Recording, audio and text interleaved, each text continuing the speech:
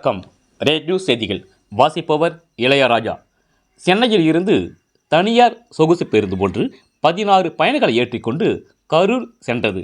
இந்த பேருந்தை சேலம் மாவட்டம் பெத்தநாயக்கன்பாளையம் பகுதியைச் சேர்ந்த 33 வயதுடைய குமார் என்பவர் ஓட்டிச் சென்றார்.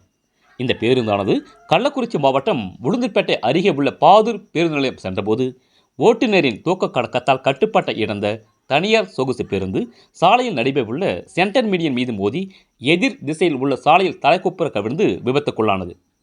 இதில் பேருந்தில் பயணம் செய்த நாமக்கல் மாவட்டம் மோகனூர் பகுதியைச் சேர்ந்த 25 வயதுடைய கியாவுதீன் என்பவர் சம்பவ இடத்திலே பரிதாபமாக உயிரிழந்துள்ளார். மேலும் 5க்கும் மேற்பட்டோர் படுகாயம் அடைந்துள்ளனர். தகவல் அறிந்து சம்பவ இடத்திற்கு வந்த திருநாவலூர் போலீசார் படுகாயம் அடைந்தவர்களை மீட்டு உளுந்தூர்பேட்டை அரசு மருத்துவமனைக்கு அனுப்பி வைத்தனர்.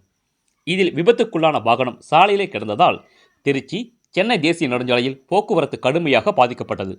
சுமார் 2 கிலோமீட்டர் தூரம் வாகனங்கள் அணிவகுத்து நின்ற நிலையில் போக்குவரத்து போலீசார் போக்குவரத்தை சரி செய்து வருவதோடு விபத்தில் சிக்கிய வாகனங்களை அப்புறப்படுத்தும் பணியில் போலீசார் ஈடுபட்டு வருகின்றனர். தொடர்ந்து விபத்து குறித்து வழக்கு பதிவு செய்த போலீசார் தொடர்ந்து விசாரணை நடத்தி வருகின்றனர்.